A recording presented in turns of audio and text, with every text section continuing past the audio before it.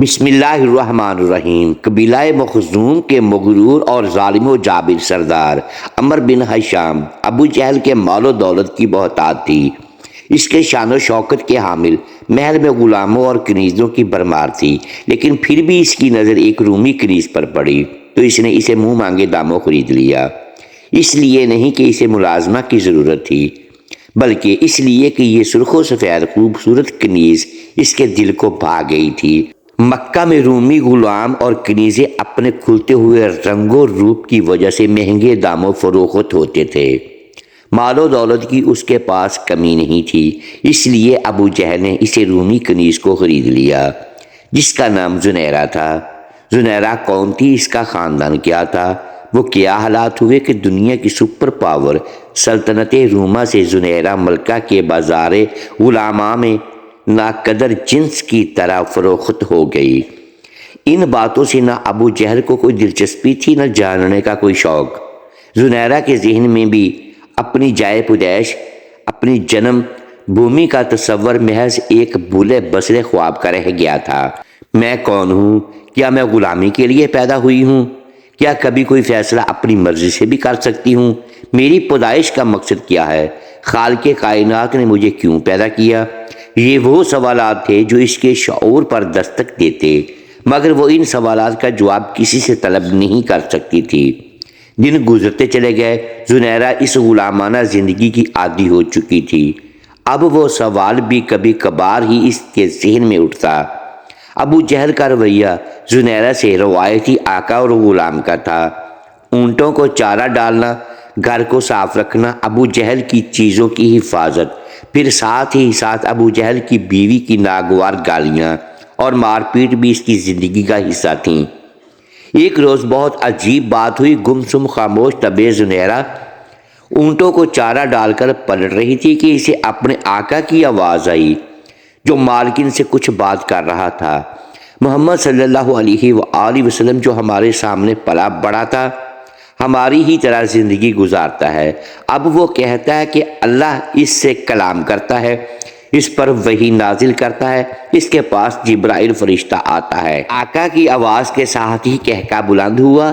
زنیرہ کو دیکھتے ہی مالکین نے روبدار آواز سے اسے بلایا، او زنیرہ ادھر آ اور میرے پاؤں دبا۔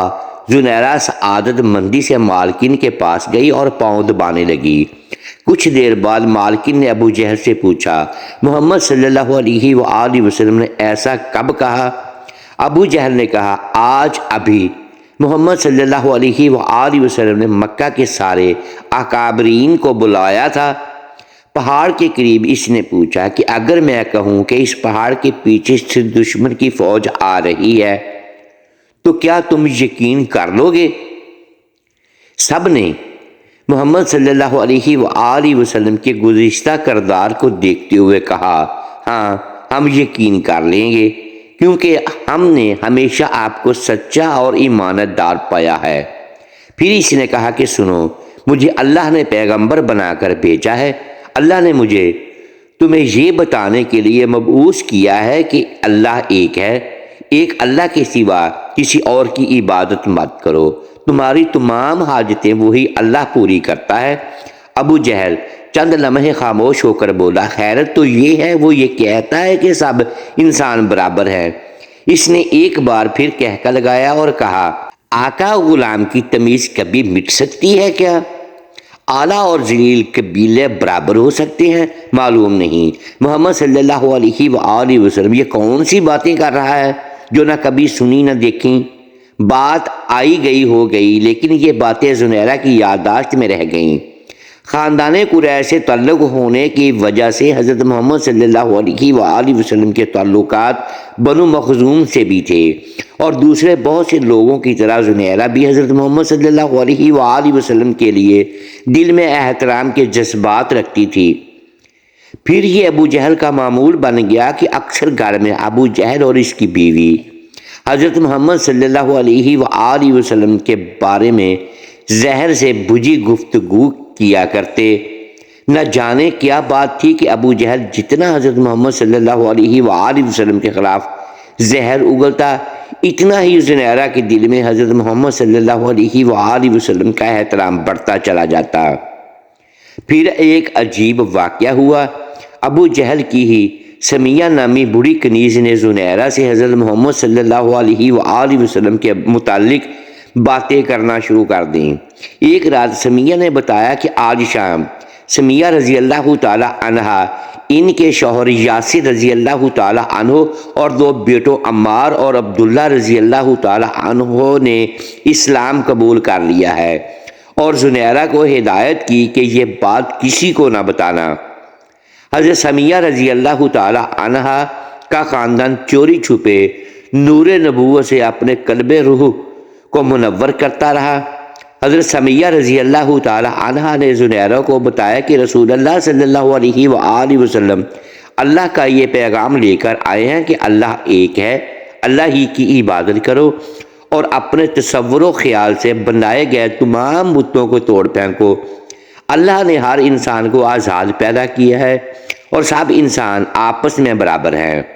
نہ عربی کو اجمی پر فوقیت حاصل ہے، نہ ہی اجمی عربی سے بڑھ کر ہے۔ نہ مرد کو عورت پر فضیلت ہے اور نہ ہی عورت کو مرد پر۔ اللہ کے نزدیک بزرگی کا صحیح حقدار اور پسندیدہ وہ ہے جو متقی ہے، جس کے اندر اللہ کی صفات کا نور ٹھاٹھے مار رہا ہو۔ ان باتوں میں زنیرہ کے بے شمار سوالات کا جواب موجود تھا۔ اس کی بے چینی اور بے تکلفی کو قرار آ گیا اور سکون کا احساس دل و دماغ میں پیوست ہو گیا۔ زندگی وہی تھی، سارے دن کولو کے بیل کی طرح کام کرنا، بات بات پر گالیاں سننا اور مار کھانا۔ ایک روز نہ جانے کس طرح وہ سمیہ رضی اللہ تعالی عنہ کے ساتھ بارگاہ رسالت میں حاضر ہوئی۔ سراپا محبت اور رحمت ہستی نے شفقت سے اس کے سر پر ہاتھ پھیرا اور دعائیں دیں۔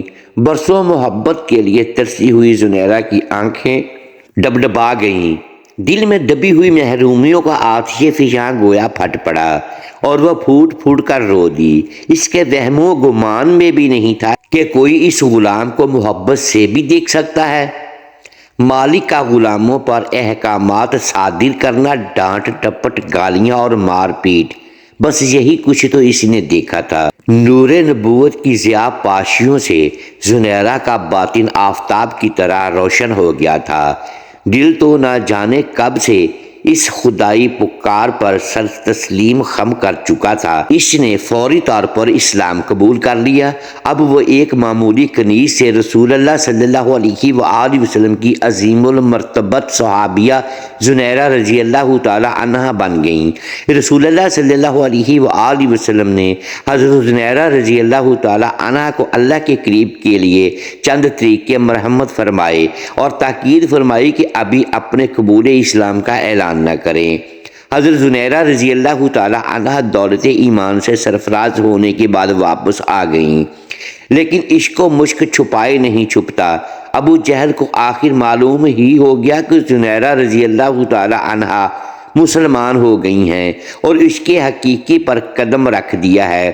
پھر اس کی جہالت و ظلم کا وہ باب کھلا کہ جس کی بنا پر اس کا نام ابو جہل مشہور ہو گیا، اور آج بھی اس کا اصل نام عمر بن حشام بہت کم لوگ جانتے ہیں۔ ابو جہل نے حضرت زنیرہ رضی اللہ تعالی عنہا پر ظلم و ستم کے پہاڑ توڑنے شروع کر دیے۔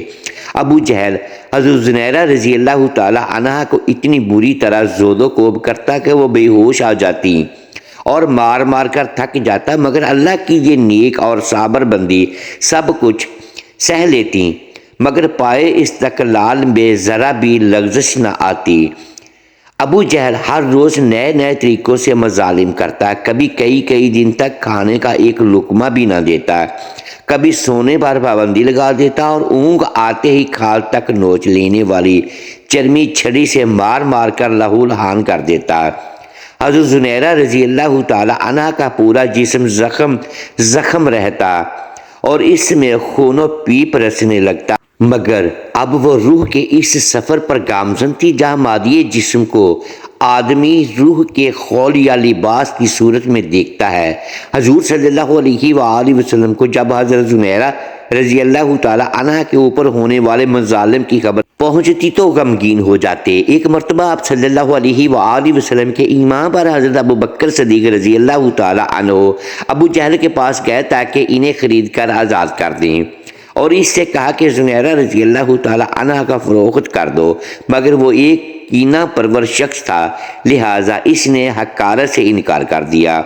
اس کا ظلم و ستم یہاں تک بڑھا کہ حضرت زنیرہ رضی اللہ تعالی عنہ کی بینائی جاتی رہی اور آنکھیں بے نور ہو گئیں۔